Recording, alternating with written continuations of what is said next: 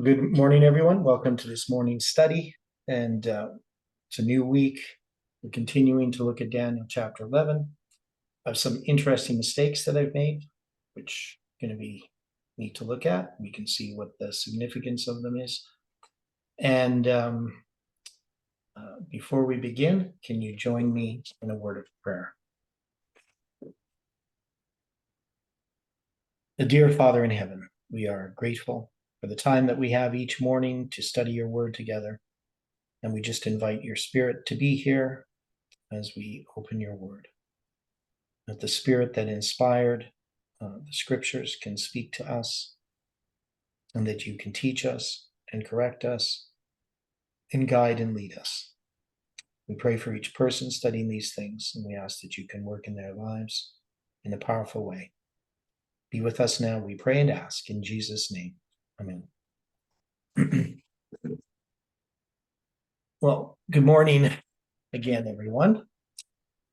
Not many people here yet. We had a time change, so we relived from 1 a.m. to 2 a.m.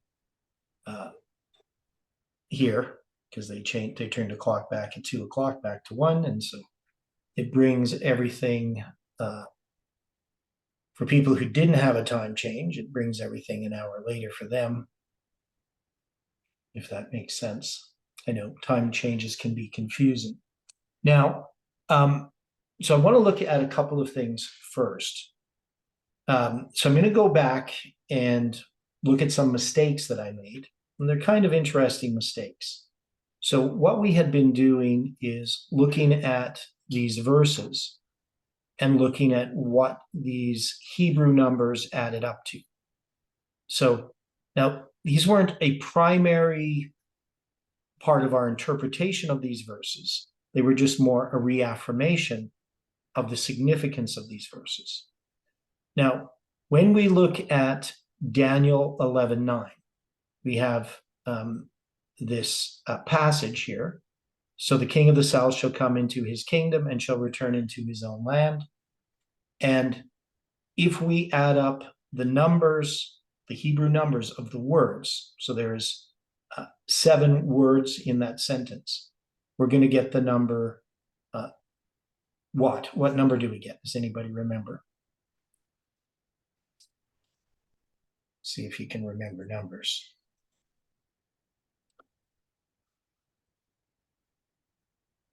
So it's 23,111. And I've done this here on this sheet. So I'm just going to show you this. It's a lot easier for you to see this. Okay, so this is just an Excel spreadsheet. What I have at the top here is, you can see, here's Daniel 11 verse 9, I have it. And these are the 7 words that are in there, right? And then I just summed the column. Now, I remember when I originally subbed the column, the last word, it didn't add it, right? So I had to correct that. And I guess that problem has existed with each of these columns, which is kind of frustrating. But anyway, we looked at that verse and we saw that this number, 23,111, is 11 times 11 times 191. So these numbers are significant. Obviously, this key verse, the key verse in Daniel 11, the Battle of Raphia, is, verse 11:11. And you can see that the last word in that column is the Hebrew number 127. So that's the last word in the verse. Now, sometimes these verses are in a different order in Hebrew than they are in English, but not always, right? So sometimes the word order is different. In this case, it's the same word at the end. Now, what was the significance of the number 127? It's a different iteration of 721. Yeah, it's July 18th or July 21st backwards, right? It also reminds us of 217, right? Which is what 11:11 is about. That is 217 BC, the Battle of Raphia. We know 12 times 7 is on the 1843 chart to be 84, times 30 to be 2520, right? So So that last word in the sentence becomes an important word. It becomes, in a sense, a symbol, right? Now, if I had the number 23,111 and I didn't have that added to it, so I just subtract that, obviously it's going to be 22,984. Now, this number itself is, it's 16 less than 23,000.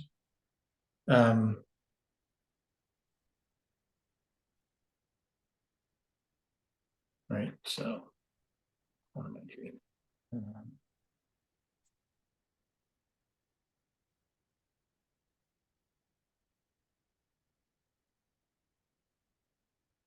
This is a number that, if you look at the divisors, it doesn't have as much interest.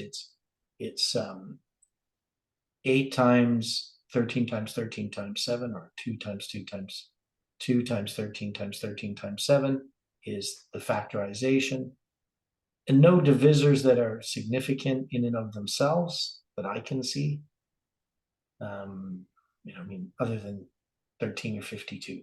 So the number itself doesn't mean anything as a symbol. Okay. And then we have, if we took it as a span of time, 62 years and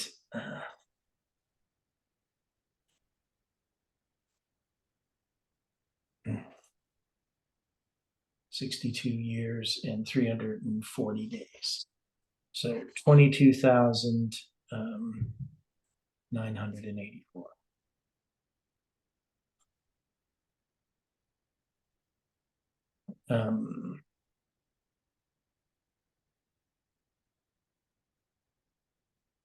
I'm just doing some things here.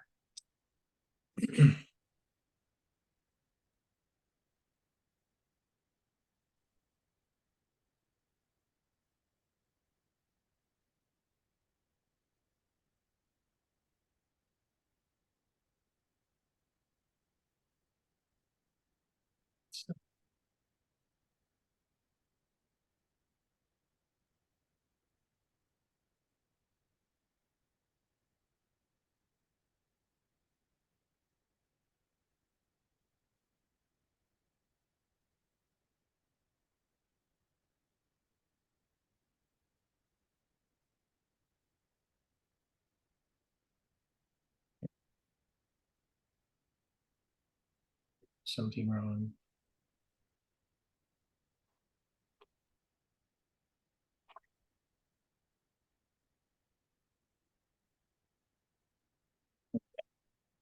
I don't know what I'm doing.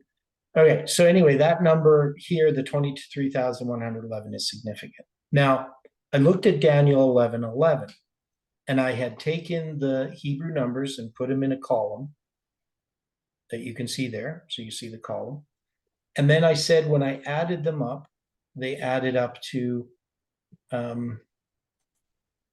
67,940, which is 187 prophetic years in 20 days. But the problem was when I did the total, it didn't add the last word. So just as I did when I first did it with 127. And so what I would do is I would, to check this out, I would add them up manually and check them out. And then I would go like this. I'd collect these two columns, and down on the bottom it will add them together. And so sometimes it would work, but sometimes it didn't. And I'm not sure why. So this one adds it together. So in this case, I would have to take the first 14 words, and they would give me 187,000 prophetic years and 20 days. But if I added the last word, which is hand, right? That's the number 3027, and that is 8 prophetic years and 288 days. So you would have to add that to that total. So it would give you 196 or 195, pardon me, years and 308 days. So it doesn't work out.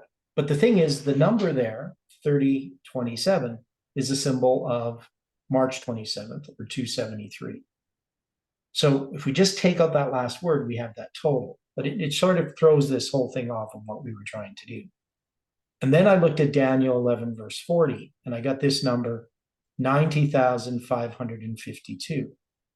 Well, this number here is, and what I need to do is go like this. Let me do this. I'm going to go sum.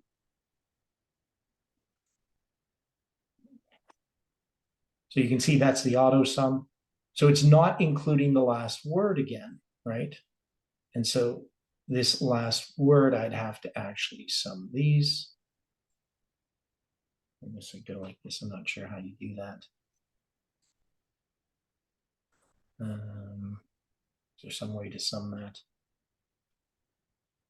Maybe if I just go auto sum and change that. I don't know what that is.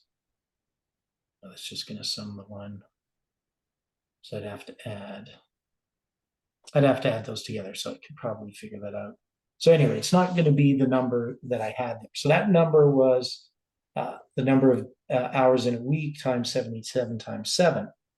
Now, what about this last number, 5674? I know this is probably boring for some people. But 5674 as a number, does it have any significance?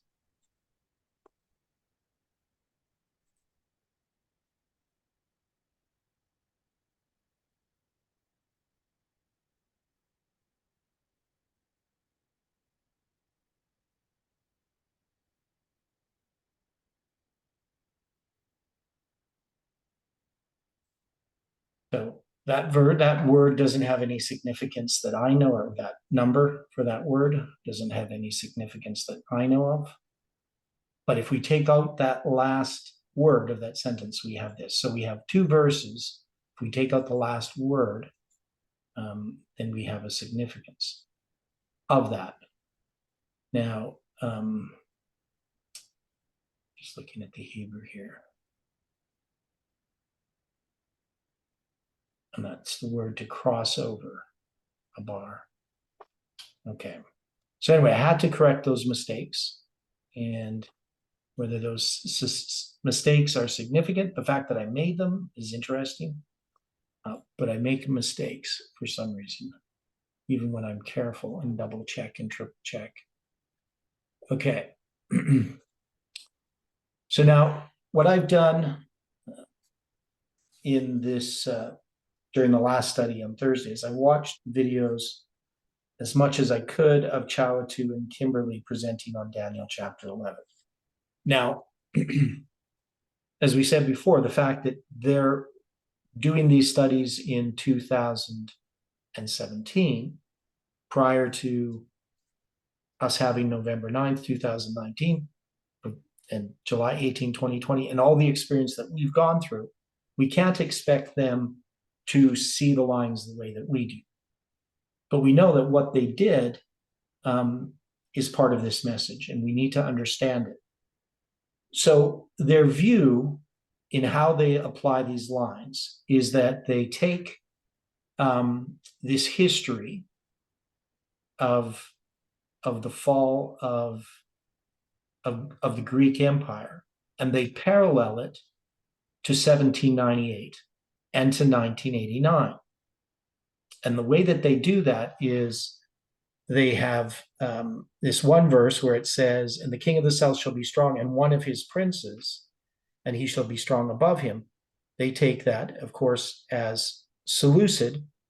Now, they say that it's one of his princes. The main reason they look at it that way is they're seeing that Seleucid is going to conquer 3 geographical locations. That is, he's going to conquer the Seleucid, what becomes the Seleucid Empire, and then he conquers Cassander and Lysimachus's territory. And so he has these three geographical locations that he overcomes, and um, we parallel that. So we get a line where we're going to take this history and we're going to parallel this to the line starting in 538 to 1798. So it's going to represent this line. So it's going to bring us to 1798. And then he creates another line, which is going to be a line that's going to end. And I'm trying to think of how that works. No, so man, my mind's a bit fried looking at all this different stuff. So let's go back. So he's going to take that and parallel that with the papacy, right? So he's going to parallel that with the papacy. So he's doing this differently than we are, right? He's going to take, because the papacy is going to uproot three geographical locations, right? And so we can see why he's doing that. And any thoughts on that? Chawatu is taking the Seleucid. He's the king of the north, and he's going to conquer three geographical locations. Right? He's going to conquer what? Syria. Does that make sense to people, what he's doing there? Yes. Okay. Right. So Isn't he trying to establish the legitimacy of the Seleucid Empire and show the progression from Babylon to the Medes and the Persians to the Greeks? well, yeah, so he's making a parallel. So he's saying that this history of the Greeks, right? It's going to move from Babylon, right? Because that's, even though the Persians are the Persian Empire, they have Babylon. And that's really the kingdom of Babylon in some ways. That's the way it's understood. The continuation of it. So, Babylon is conquered and it becomes this huge empire under the Greeks, right? Under Alexander. And then his kingdom is going to be divided toward the four winds of heaven, right? And so in trying to understand that history, the way that we would just learn it is it was divided: Cassander, Lysimachus, Seleucid, and Ptolemy. That's how we would learn it in an evangelistic series, right? Just very, very simple. Which it's going to get to that point. It doesn't start there, right? You're going to have a bunch of people having different territories, but eventually it's going to end up like that. And then ultimately, Seleucid is going to conquer three geographical locations. Now, you have Antigonus, but it's not that simple. It's not like you have Lysimachus, Cassander, and Antigonus, and they say, well, Seleucid is one of Ptolemy's princes. Well, they basically have an alliance. Seleucid doesn't have one of those divisions of Alexander's kingdom at the beginning. He's not given that, right? He's one of the generals, but he's not given that a division of the empire. And he's going to side with Ptolemy. He's going to make an alliance with Ptolemy. And ultimately, you're going to have Antigonus, his empire, which at first is one of the bigger portions for a long time, because he lives to be 81. And even though he's in his 60s when he begins, but he's in his experienced general, and he ends up taking up over most of that kingdom. But we never hear about, well, Antigonus is one of the four winds, right?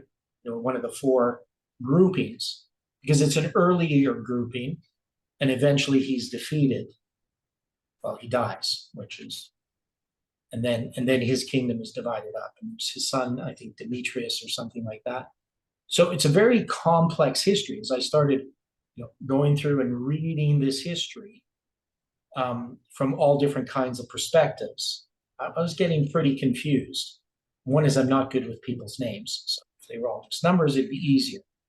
But so you have this division of Rome. So what happens is Seleucus, he's going to conquer that area that he ends up with, which is Syria and the whole Syria, name.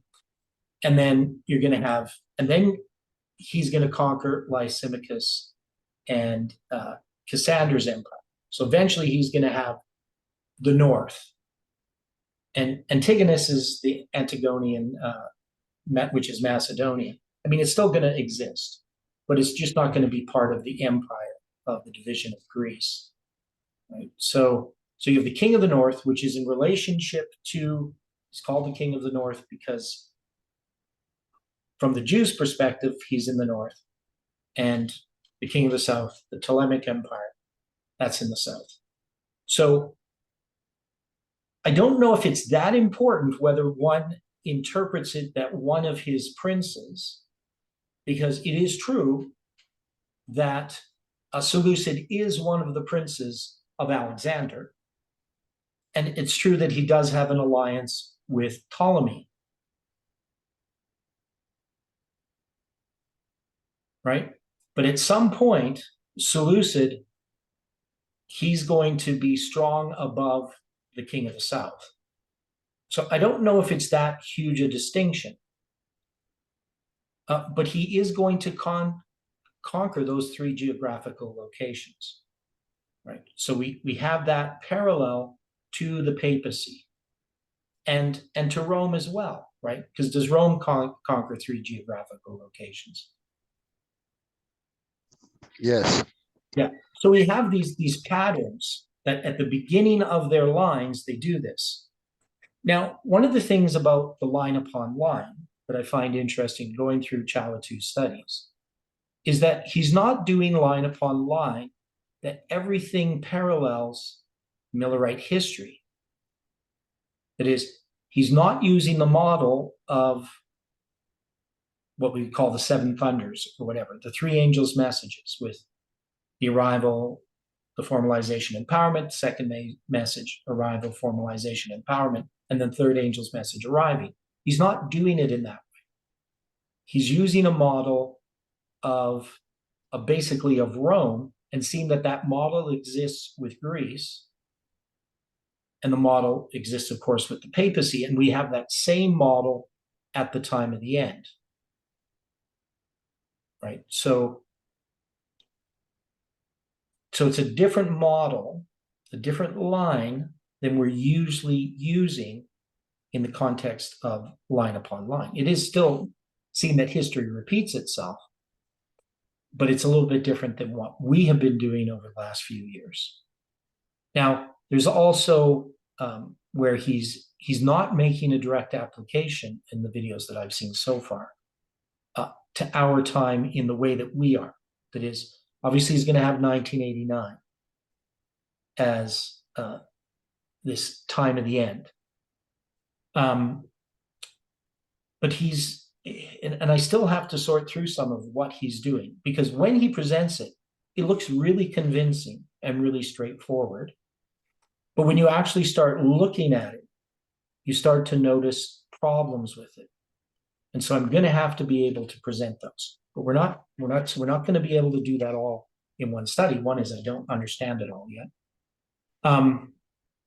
Now, the other thing that I did is I looked at a letter that Jeff wrote regarding Chalatu and Kimberly back in 2017. So back in 2017, so remember on December 17th, Jeff is going to see a presentation by Chalatu and Kimberly on Raphia, upon Daniel chapter 11.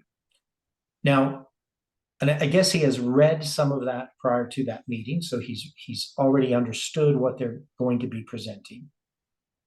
But they're going to do a complete study going through all of Daniel chapter 11. They're going to go through the whole thing because they have a study that's comprehensive. It explains Daniel chapter 11.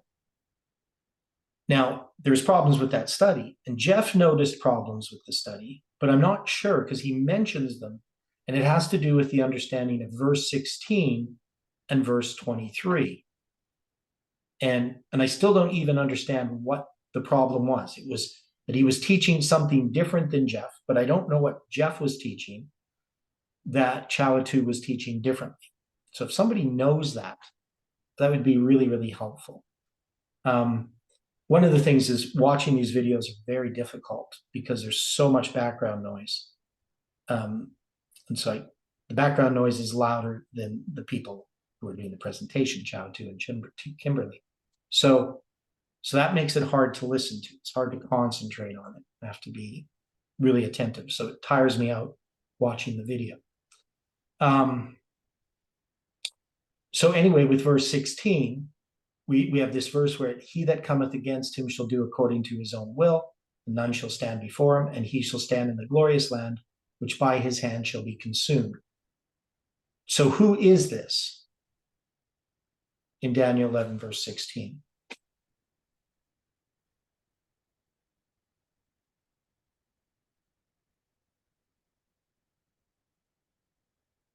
Who do we understand this to be? He that cometh against him shall do according to his own will.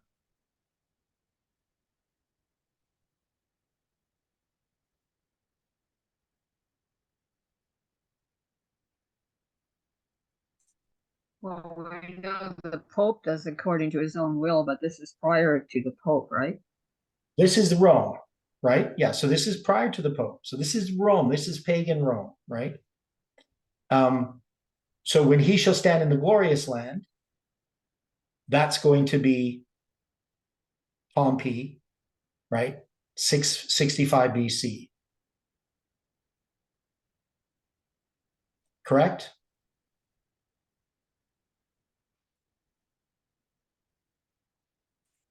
Because remember in verse 14, the robbers of thy people shall exalt themselves to establish the vision, but they shall fall, right? So Rome enters the picture there to establish the vision. And so the king of the north here is Rome, right? That's the way that we understand this. But I'm not sure. I'm not sure particularly what the issue was because I don't know what Chow Tu taught on this verse yet. And then the other verse was verse 23. And after the league made with him, he shall work deceitfully, for he shall come up and shall be strong with a small people. Right? So with the arms of a flood shall they be overflown. From before him he shall be broken. Verse 22. Yea, also the prince of the covenant. And after a league made with him, he shall work deceitfully, for he shall come up and shall be strong with a small people. So we know this is going to be the time, obviously, where? What is this league in 23? This league, is it not with the Jews and Rome? Yeah, so it's the league made with the Jews and Rome. But we're saying that here back in verse 16, he shall stand in the glorious land. We're saying that that's 65, right? So there would have to be a repeat and enlarge. So I would think possibly what is occurring in Chow Tu's interpretation, just as a guess, is that he's not doing that he's not connecting this with pagan Rome conquering Jerusalem. But I don't know. So I have to look at it. So some of these things, part of the problem is I'm reading so many different views and opinions on Daniel chapter 11, and getting all kinds of background information that I'm still having trouble sorting it out. But we're going to sort it out together. So those are issues that we would have with Chow Tu's and Kimberly that Jeff had issue with. We'd have to see, well, maybe Chow Tu was correct and maybe Jeff was wrong. It's always possible. And I find it weird reading this letter from 2017 because most of the information that Jeff's getting about Chow Tu is coming from Parminder. Now, Jeff does do some email exchange with Chow Tu, but by the time he does, there's a lot of tension between them. So Jeff is fairly accusatory and Chow Tu is fairly defensive. And so, and the things that they're discussing don't really make much sense because they're just politics that was going on between these different groups. And Chow Tu was claiming that Parminder had kingly powers, exercising kingly power. And of course, Jeff at that time is not going to recognize it. Jeff later will recognize, and he actually does make an apology.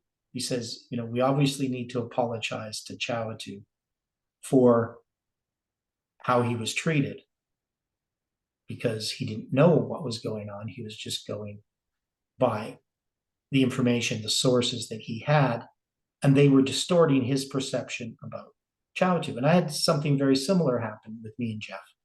So, so I understand how that happens. If you have a person suspicious and they're receiving information, and they're not trusting the person that they're talking to, that is based on this other information that they have, that what the person's telling them can't be true because somebody told them something different, even though the person themselves would know what they think.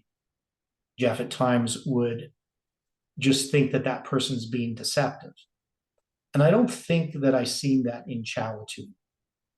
I think Chawatu was extremely naive. He believed that he would just be accepted in the role that he believed that he had, that God had given him to give this insight. And he was really caught off guard when the movement rejected him. And I don't know what Chawatu is doing today, but he's never responded to any of my emails. But so I look at Chawatu as somebody who's very gifted in presentations. He can make things a lot simpler than I can. But also there was things, problems that existed with his inability to take the rejection that he received. It's a hard thing to do. It's a hard thing to ask of somebody. But sometimes when you get caught off guard, it can be difficult. So, so those are the types of things that we're dealing with. So we're looking at, and I don't know if I want to go through in detail what Chawatu presented, but I would just say that there are differences. And those differences I would mostly attribute just to the lack of understanding of our lines back in 2017. And one of the things that I see as a problem that we were having with our lines is that Parminder had thrown into the mix confusion regarding the lines. That is, we weren't understanding how the lines were constructed. We didn't understand that we needed to use the Millerite model very much to guide us in interpreting the lines. And we didn't understand how we zoom into the lines. We didn't understand the connection, obviously, between 9/11 as the arrival of the second angel and November 9th, 2019 as the arrival of the second angel, that those are parallel histories. We just didn't understand that because we didn't even have November 9th, 2019. So there's no way that we can take everything that Chawatu had done and just say it is all correct, because it's different, right? It's different than what Jeff was doing. It's different than what we have done. And he wants the thing to be flowing, from what I've seen, just flowing chronologically, so that each event is the next event and without any repeat and enlarge. Now, because when we go back to verse 14, so let's just look here. So when the robbers of thy people shall exalt themselves to establish the vision, this is going to be, when we go here, it's going to be, Rome is going to come in. So Rome spoke, and Syria and Macedonia soon found a change coming over the aspect of their dream. The Romans interfered in behalf of the young king of Egypt, determined that he should be protected from the room devised by Antiochus and Philip, and this was 200 BC. It was one of the first important interferences of the Romans in the affairs of Syria and Egypt, right? So we're going to have that happen, right? We're going to have this interference of Rome. So Rome enters the picture. So then here, in this part, so it says the education of the young king of Egypt was entrusted by the Roman Senate to I'm not sure what M stands for, Emilus Lepidus, who appointed Aristomenes, an old and experienced minister of that court, to be his guardian, right? So when you're dealing with this, and then we come to verse 16, so this Rome conquers Syria and Palestine. So it's good. He's going to be bringing this, the conquering of Rome. So he's introducing Rome in the book of Daniel. Rome is introduced, and it's going to be brought to the point where he stands in the glorious land, right? But it's going to have this, we have to go to verse 23 to get this league. I'm just trying to get my mouse to work here.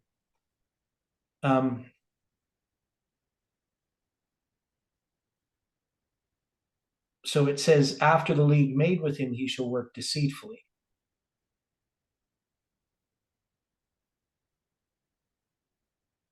So they're going to go all the way back to the league in 161, 158.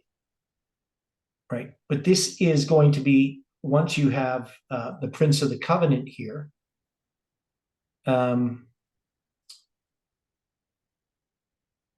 who's going to confirm the covenant. So this history here. So the problem is that we're going to have as we progress, I guess, is we're going to have to sort out, is Uriah Smith correct? Is there some other way that we can look at this? Because this league, which is made earlier, is going to be mentioned later after the Prince of the Covenant. So the question is, why would that be? I know this is kind of a little bit scattered.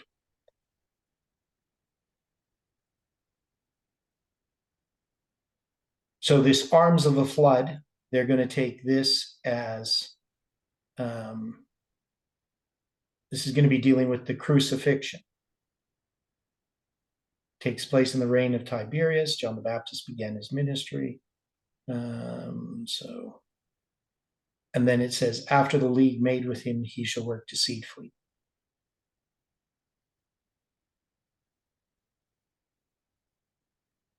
So why do they mention this league here after mentioning the Prince of the Covenant, the crucifixion?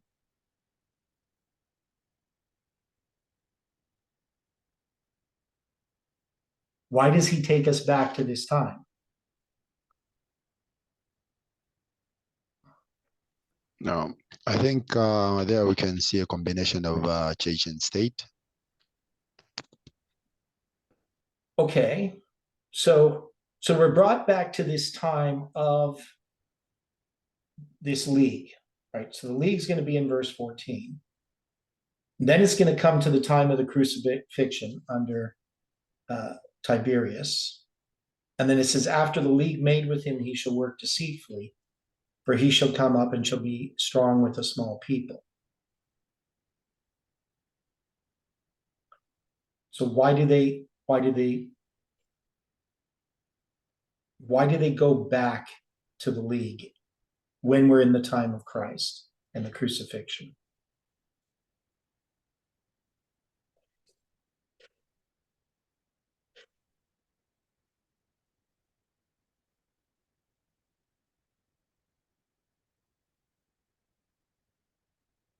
So Uriah Smith has an explanation, which I think is fairly good. He just says, once Rome is introduced, they're going to bring them all the way up to the time of the crucifixion and then go back to the league.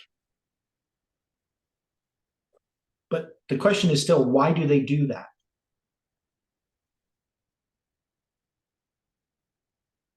What's being contrasted here?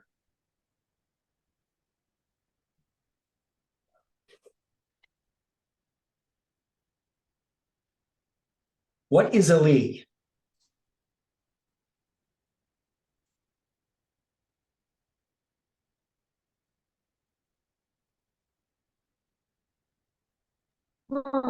It's a pact that two or more groups will sign.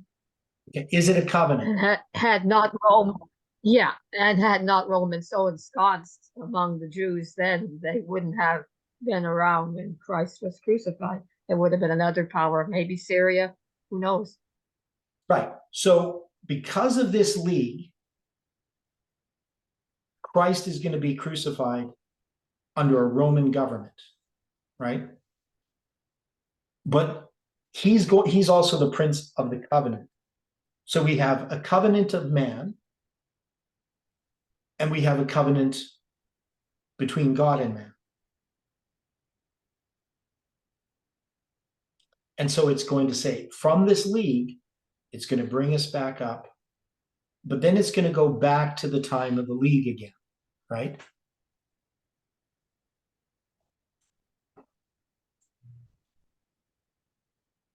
So it's been the subject of prophecy from there. So it's going to say, after league with him, he shall work deceitfully, for he shall become strong with a small people. That's Rome, right? He shall enter peaceably even upon the fattest places of the province. So this is Rome, right?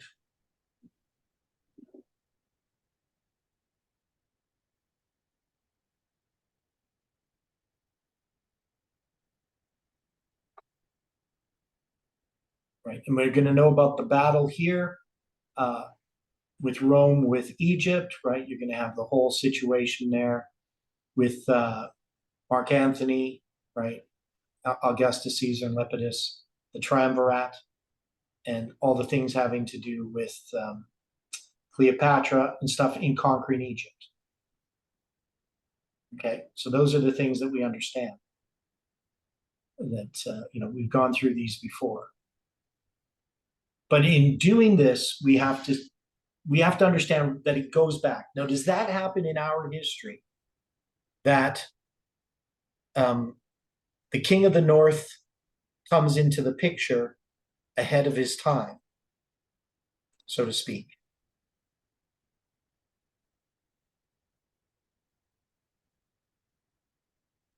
Because when does the papacy really come into its history? When does its deadly wound heal?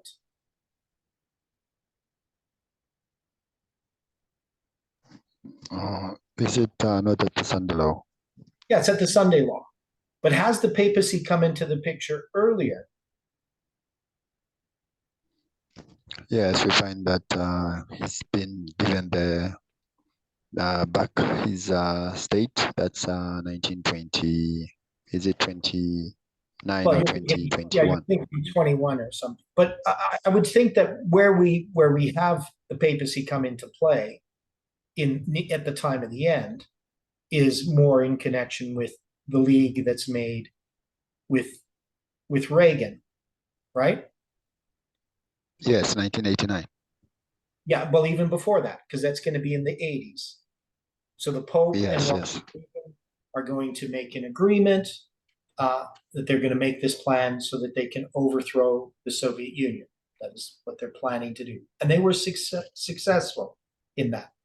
So they made a league in that history. And the United States, in this case, makes a league with Rome, right?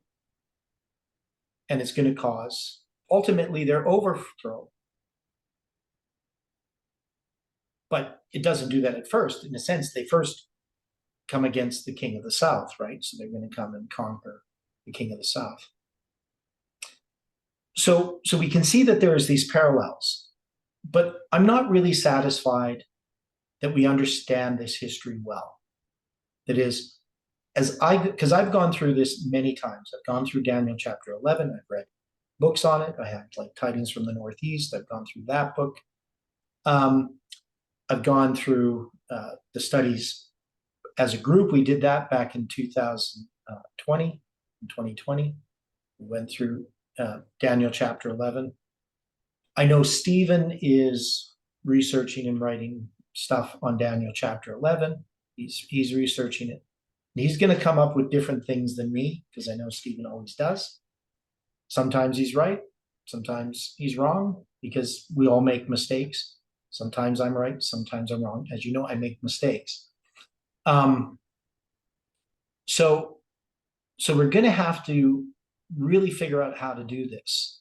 Now, one of the things, 1929, and that's the Vatican City restored in the Lateran Treaty, 1929. Yeah, it was actually 1921 was dealing with the fall of Turkey. So 1929, the Lateran Treaty. Now, I'm going to show you some things here, if I can find them. Okay.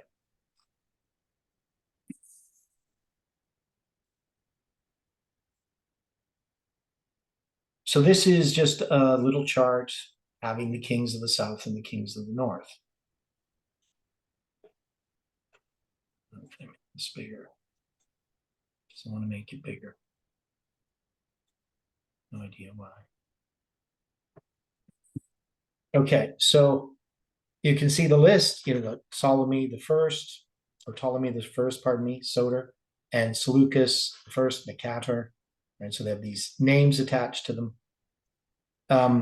Ptolemy the second, Philadelphus, right? You're going to see the times in which they overlap. They're just listing them, trying to get them so that they overlap. You can see the overlap because they're obviously, they're all going to be, and you're going to see like Seleucus, he's not going to be until 312 that he becomes the king of the north, right? Where Ptolemy the first Soter, right away he asks for Egypt when they divide the kingdom, because they have that guy Persipicus or something like that, who's in charge of dividing up the territories to the different generals. And so Ptolemy gets his in 323. Seleucus, it's not till 312. So it's going to be like 11 years later that he finally, is one of the four generals. And, then he's going to be the king of the north. So you have the Seleucid Empire there. And then you're going to have a lot of Antiochuses and Seleucuses, which makes it even much more difficult to remember them. Soter, Theanus, Callinicus, Serenus the Great, Antiochus the Third the Great, Philopator, Epiphanes, Antiochus Epiphanes, which we're all familiar with, and Eupator, the last one there. So there's going to be more in that list, but they're just bringing it up to like 150 BC. And then you can see over here on the left, the Ptolemies. Finally, you're going to have Cleopatra as the head of Egypt. So it's going to be all Ptolemies, first, fourth, fifth, sixth, seventh, right? All the way up to 51 BC. So you're going to have more. I don't know what all the names are. So in this history, we can see there's these two histories, and it's really hard, for me at least, to keep track of who's who, what battles they fought. So it would be nice to have them all in chronological order, these events. So I do have some diagrams that I'm putting together to make them easier to see. I have some, but they're not very good. So I'm going to try to put that together. Now, one of the things that Chao Tu does is he does nicely put the events. Now, one of the events is one that we've looked at already, and that has to do with Berenice, or Berenice, however you say it. She's the one who is going to be the daughter of the king of the south, right? So, so the king's daughter of the south shall come to the king of the north. Now, this is in 252 BC. Now, we have a symbol there, 252, which relates to 2520. And we know, like 217 for Raphia is important. But when we were taking this symbol, how were we taking this daughter of the king of the south? How were we applying it on our time? I mean, we know who it is. It's the daughter of the king of Egypt. This is a league that they're going to make in 252 with each other, right? That's going to be this agreement at the end of all of these battles. So it's a peace agreement. But how did we look at the daughter of the king of the south?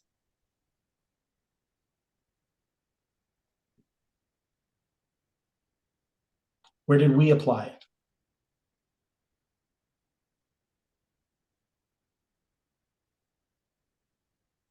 Didn't we apply it that it's more of a religious situation than strictly a daughter? Right. So we're saying that this is a religious philosophy. It's wokeism, right? Now, one point. Yeah. Notice the mistake in this chart. Well,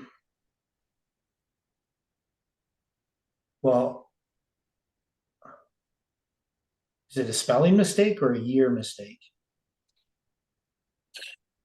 Ptolemy the Fourth was Ptolemy Philopator, not Epiphanes. Oh, yeah. Ptolemy the Fifth is Epiphanes. Yes. Okay. Yeah.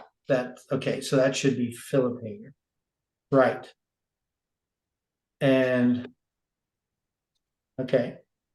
So for me, it's kind of interesting as I look at this because Ptolemy Epiphanes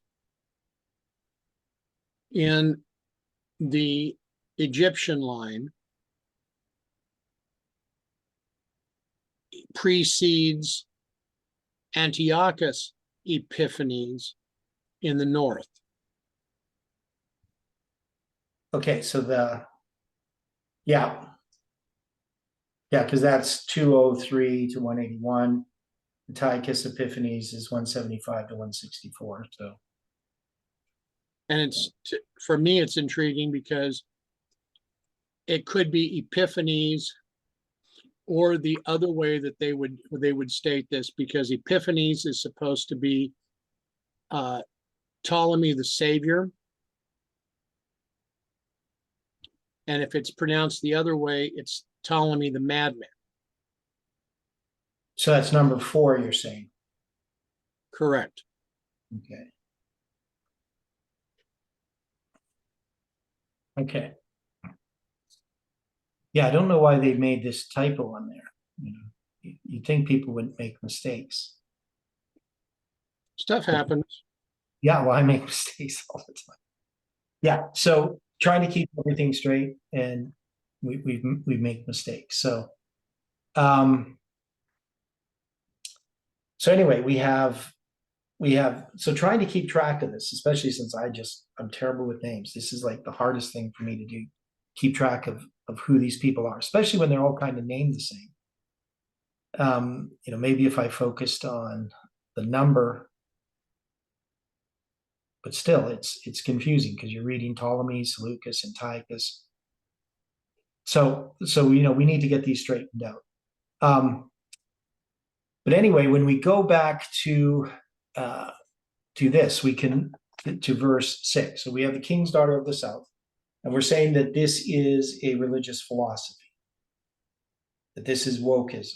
Now, obviously, Chawatu isn't going to make that application to our time. And when we were doing this, so way back when we were, so I'm going to go back because 2017. I'm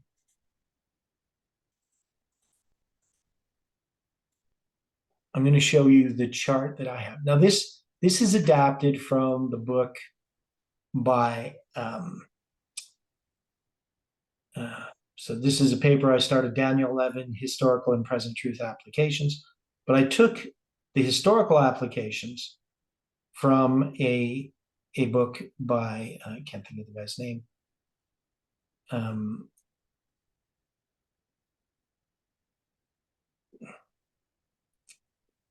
Here, I'll tell you what the book is called. Well, it's Tidings Out of the Northeast, and it's by Swearington. That's the guy's name. So he had this list, and I basically just copied it. And then what I did is I put in red the things that I've added, and I changed some things. So in the third year, 536 BC equals 1991. So that's how I lined it up.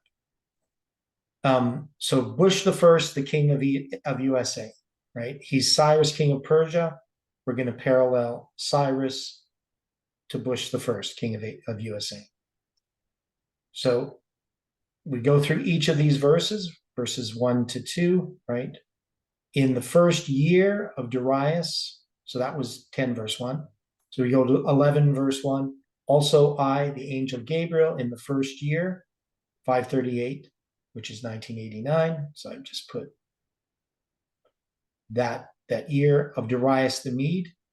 So technically it would be, 539. And I'm going to put that Reagan. So Reagan and Darius the Mede line up.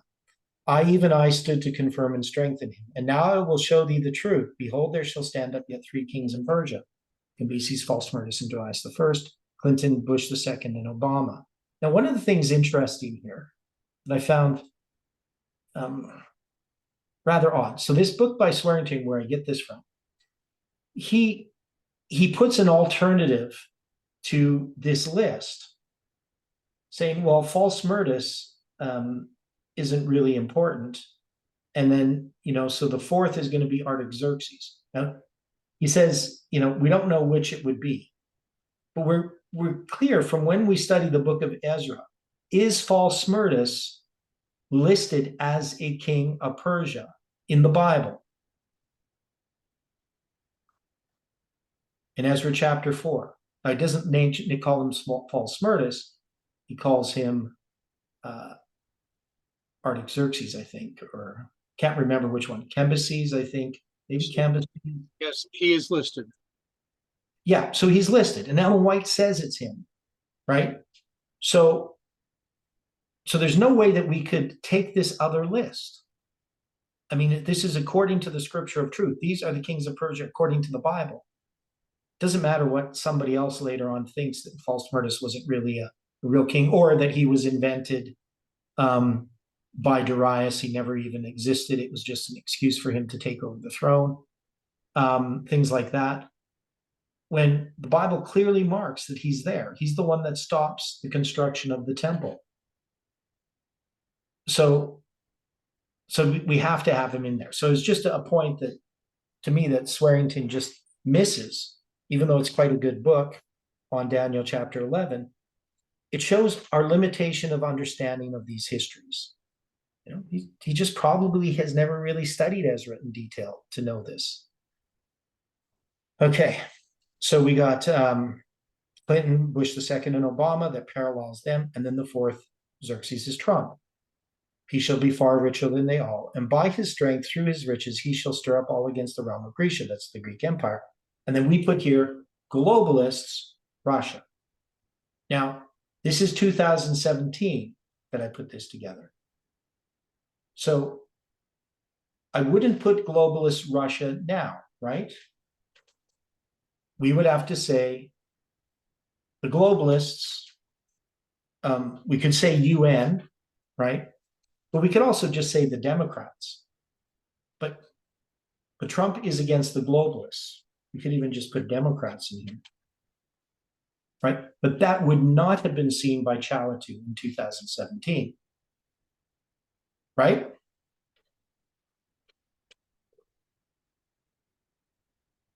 Right. We're going to be thinking the globalist Russia.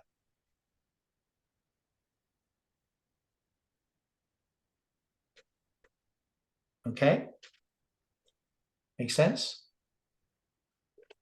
So now, this next part, this is 2017. So this is really Jeff's view.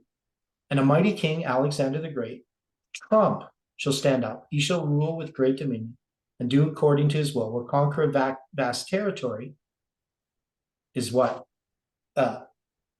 Swearington put in there, which I put equals head of UN, because that's what Jeff was saying. Trump's going to become the head of the UN. And when he shall stand up at the height of his power, Sunday law, and national apostasy, his kingdom shall be broken. His death, 323 BC. Now, but you can see how this doesn't make sense based on what we studied. Because we're going to say Alexander the Great, his kingdom is represented or paralleled with the USSR, right? This is 1989 again. Because Persia shows our history with these kings, and now we go back to Greece, and it's going to show us this history again. So when he shall stand up, he shall rule with great dominion and do according to his will. So we're going to put this not to conquering a vast territory. This is going to be, well, in that case, it'd be vast territory there, but we're going to look at this as the how do you call that? It's going to be the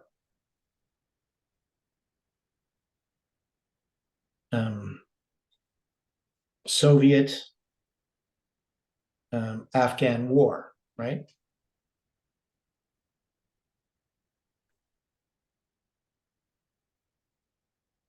That's not how you spell Afghan.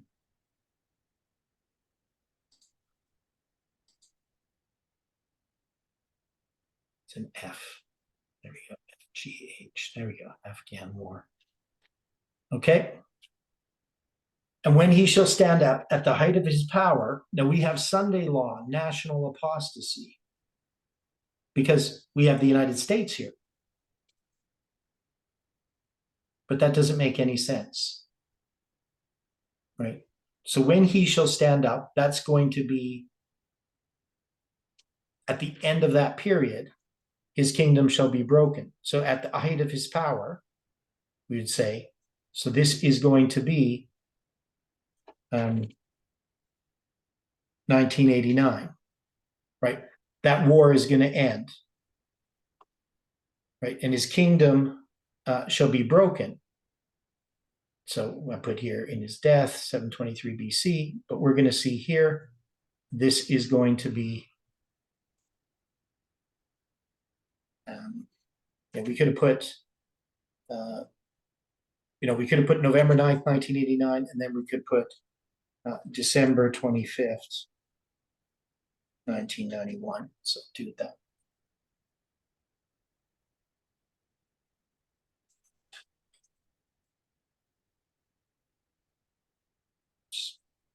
Okay, so when we do this here, when we go through this and we finally get this, I want to use this. To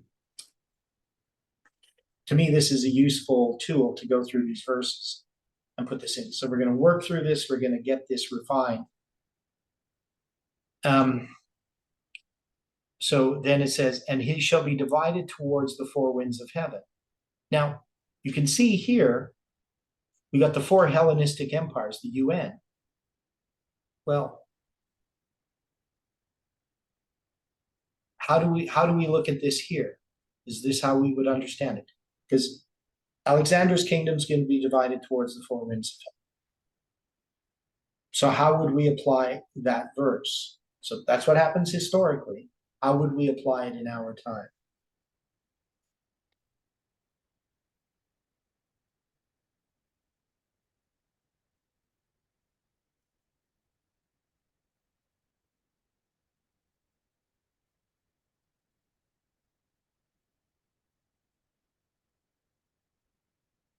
Anybody have an idea how we would do this? I know Dwight disappeared.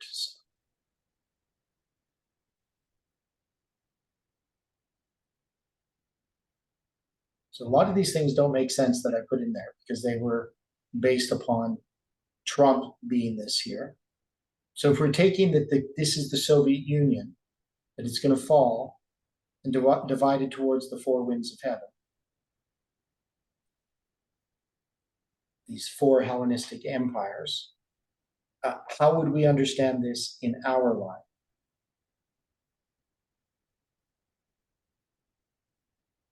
What are the four winds of heaven symbolizing?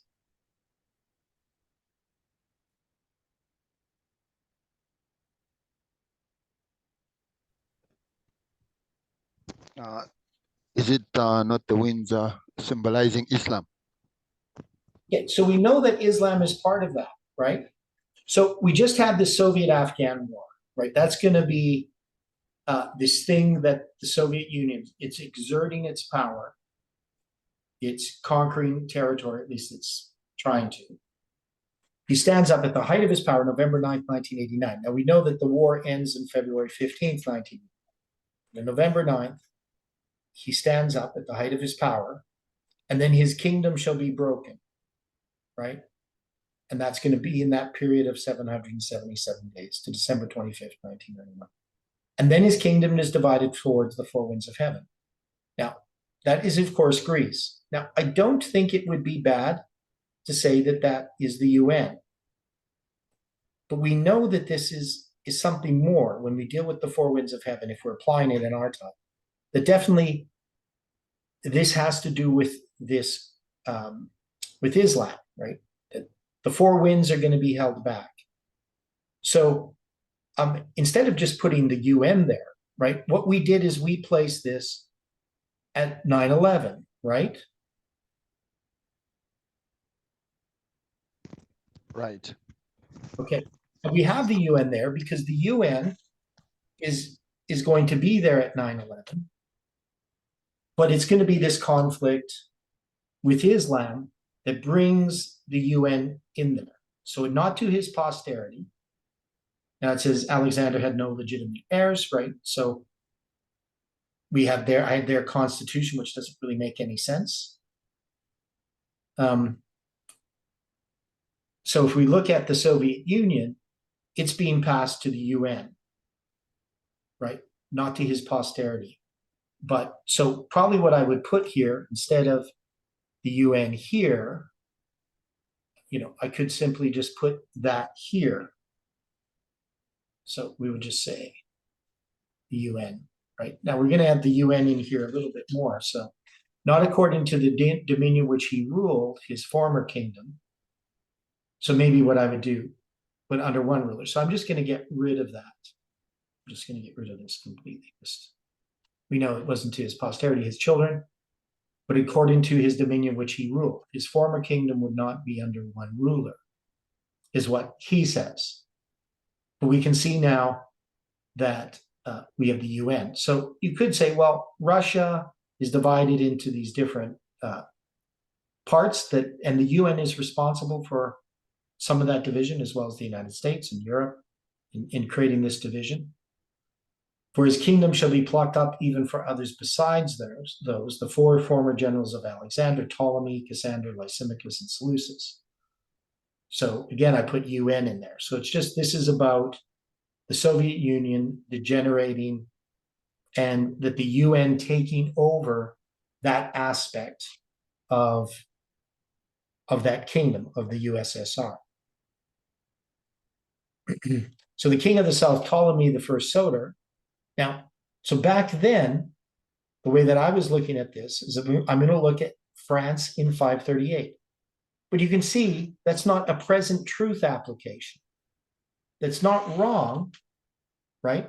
This is sort of the view that we were teaching. We would take this history and we would compare what happens with the papacy later on. But we haven't made this application in our study, right?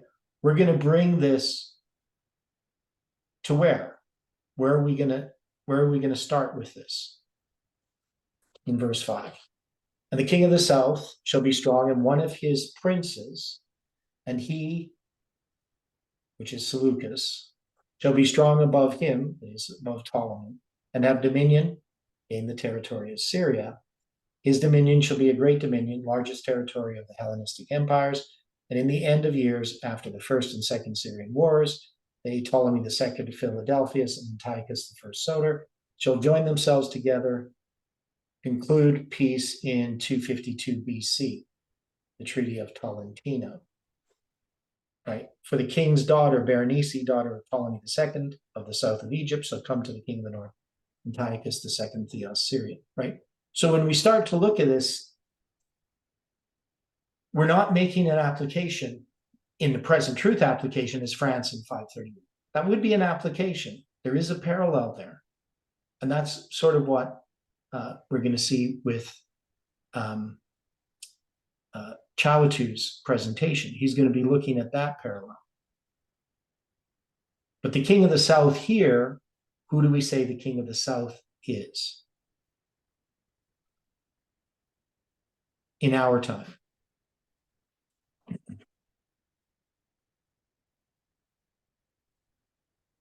Where are we placing this history?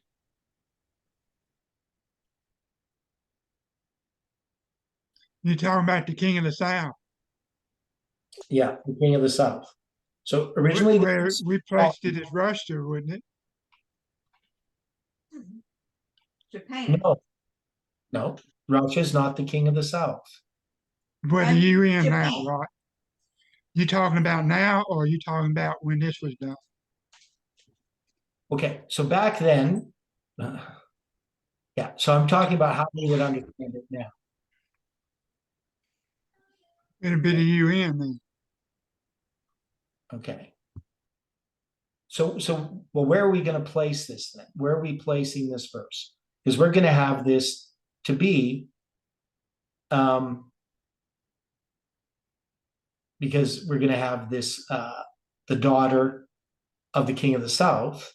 This is going to be this philosophy that's going to come in. So we've already had this, the Soviet-Afghan war. It's going to bring us to 9/11, right?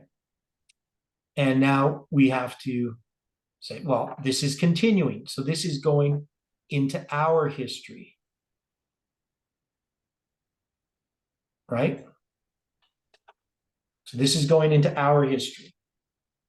So the king of the south shall be strong in one of his princes, and he shall be strong above him and have dominion in the territory of Syria.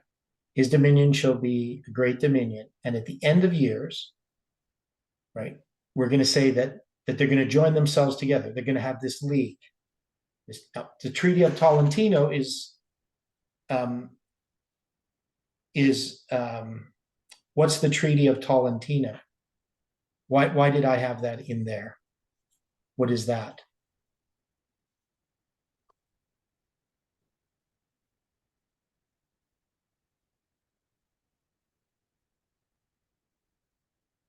Because that's going to be in American history, right? That's going to be in the 19th of February, 1797. So you can see how we were doing these things. This is not a present truth application. Now, I'm not saying that there isn't a parallel, but this is not where so where would we put this 252? We would have to put it at 9/11, right? Wouldn't that be where we would put it? Where they join themselves together? That's going to be where Berenice, the daughter of the king's daughter of the south, shall come to the king of the north.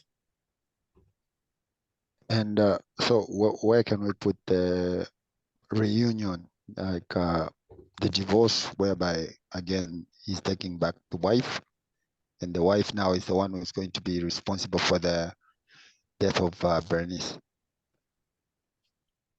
Okay, so you're talking about when Laodice, she's going to lose her position, she's going to be divorced? No, when she's coming back, because she's the one who's responsible now for what will occur there. Yeah, Laodice is going to execute Berenice. Yes, the husband and also Bernice.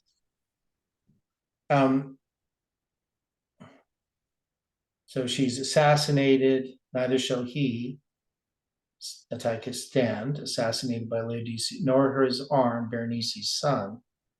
But she, Berenice, shall be given up, executed by Laodice, and they that brought her executed by her attendees also. And he that begat her, she begat, her son. And they that strengthened her in these times. So when we look at the historical view, we're saying if we're going to make a parallel to our time, at first, we're going to have the daughter of the king of the south is going to be taken, and Laodice is going to be lose her position. She's going to be exiled, right? But then, Right. yeah. But then Berenice, she's not going to be able to stand. She's not going to retain the power of her arm. Neither shall Antiochus II stand, but he's going to be assassinated. And Berenice's son's going to be assassinated. And then Berenice herself will be executed. So that means Laodicea, or Laodice, she's going to So what would she represent? Because if she was exiled and then she comes in and because these are churches, they're representing a spiritual power, a church, not a political power. Yes, is she not going to represent the papacy? Or should we say no, we can't say the evangelicals, but the way that I see like papacy. Um, so she represents Protestants. Is that what you're saying? Oh, yes. The daughters. Okay. Yeah, right. So this is because we have the daughter of the king of the south, which is sort of a new age wokeism and all that kind of stuff. But then those things are going to be turned against, right? So there's going to be the tide is going to change in the philosophy of the world. Right now, the world is run by wokeism, but it's not going to stand. Right. So it's not going to be the thing that's going to bring about the Sunday law, or it's going to be, the religious right, so to speak, the Christianity.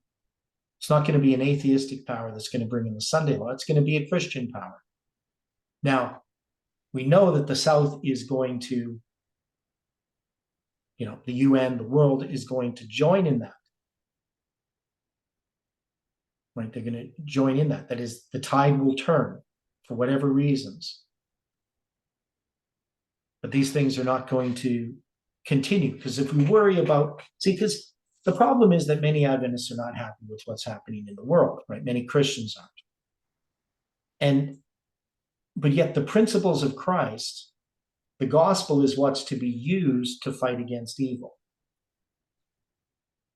And yet Christians are using politics. Christians are becoming very political against all of these things. And they believe, if they get a strong leader in the United States and in the various countries of the world, that we elect conservative governments, and get rid of some of this silliness, then the world's just going to be a better place. But we know that that's not how things work. The people who are speaking of free speech and the rights of the individual and the Constitution, now, once they're in power again, are they going to be interested in free speech, and the Constitution and the rights of the individual? No, they're not. No, because it is a philosophical war. And the ones who aren't in control will always be speaking of free speech. But the ones who, and the ones who are in control, doesn't matter who it is, they will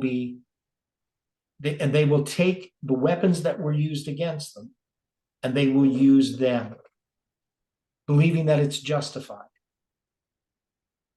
Right? So it's nice to sit, watch YouTube videos and see, conservative pundits talking about free speech and all this, but they're going to be just the same once they're in power again. Ultimately, the backlash is going to be just as extreme as what we see, and it might even get more extreme before we get that backlash. So we don't like it that that wokeism is doing what it's doing. And we think that if, conservatives are in charge, that we can make things better, the world will be a better place, and everything will be just fine. But we know that's not going to happen.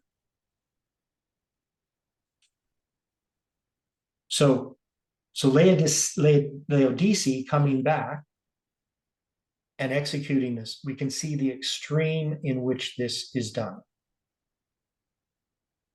So that's how we would look at this. And we're going to have to add things in here and try to, put these in here.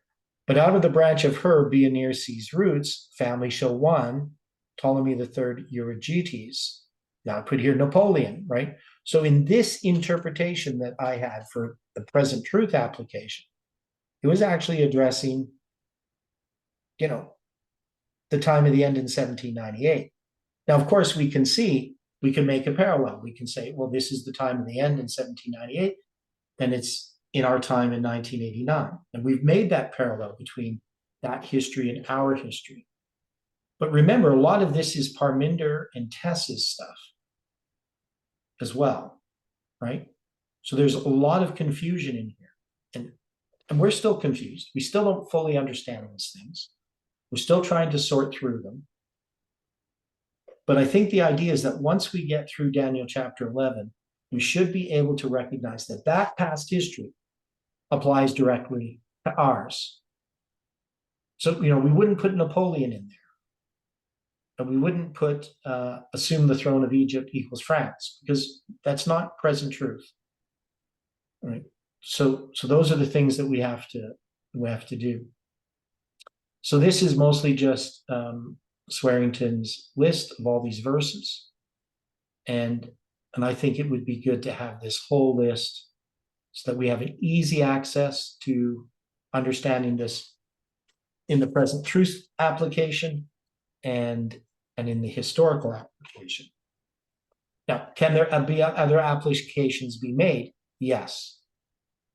But I think we have to understand this in the context of our times. So when I was going through this, I kept running into problems. One is I started this in 2017 and then started working on it again in 2018 and also in 2020 when we went through Daniel chapter 11. And even though I'm good at chronology and stuff like that, this kind of history I find very confusing. And I'm sure many of you do too, to keep it all straight. So we're going to have to make an application of that. So when we have out of the branch of her Berenice's root shall one, Ptolemy the third year of Judes, stand up in his estate, assume the throne of Egypt. How are we going to parallel that to our history? Right. Now, we already sort of have made an application, but we want to understand it better. So any other thoughts on what we've done here so far? I mean, does this make sense to go in this direction? To fill out this chart? People think that would be useful? Yes, I think it would clarify things. Yeah, so, I mean, I want to have as much visual aids as possible. Obviously, we're going to have the lines drawn out, and we're going to have the names of the kings and those things drawn out, and the chronological line. What I want is just the chronology of events. What was the next event? What was the next event? And the verses that it supports. Because I think we need to understand Daniel chapter 11, not just be familiar with it a little bit. We need to be able to read it and remember what it's talking about.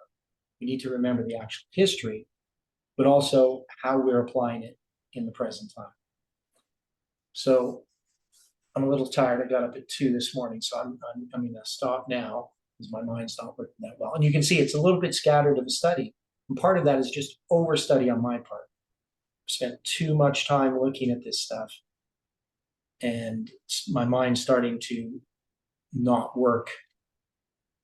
But we will get sorted through this. Any final questions before we close with prayer?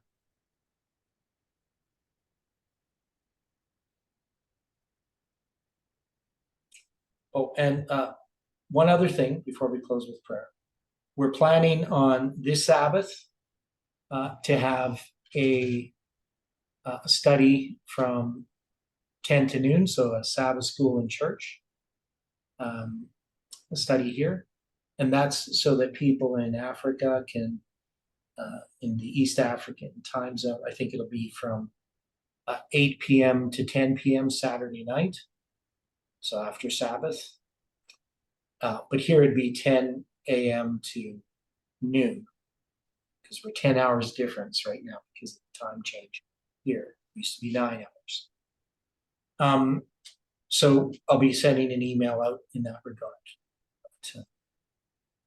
So we're not sure what we're going to do. Just know that we're going to be doing something this summer. Okay.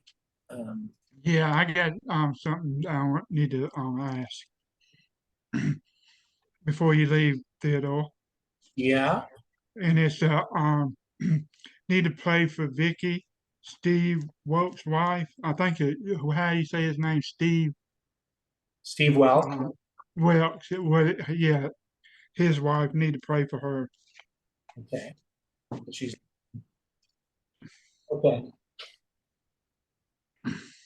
Well, let's pray. Dear Father in heaven, thank you for the study here this morning. We've just presented to ourselves all the problems that we have to sort through, and we know, Lord, your Holy Spirit can help us. Help me in preparing and organizing these things, and help others in their personal study, so that when we bring these things together, we can see what it is you want us to see. We pray for, I think it's Vicky Welk, Steve Welk's wife, and for her health, and for others as well, Lord, who are suffering health problems. We need your healing in our lives. May your angels watch over us, and may you bring us together to study your word. We pray in Jesus' name. Amen. Thank you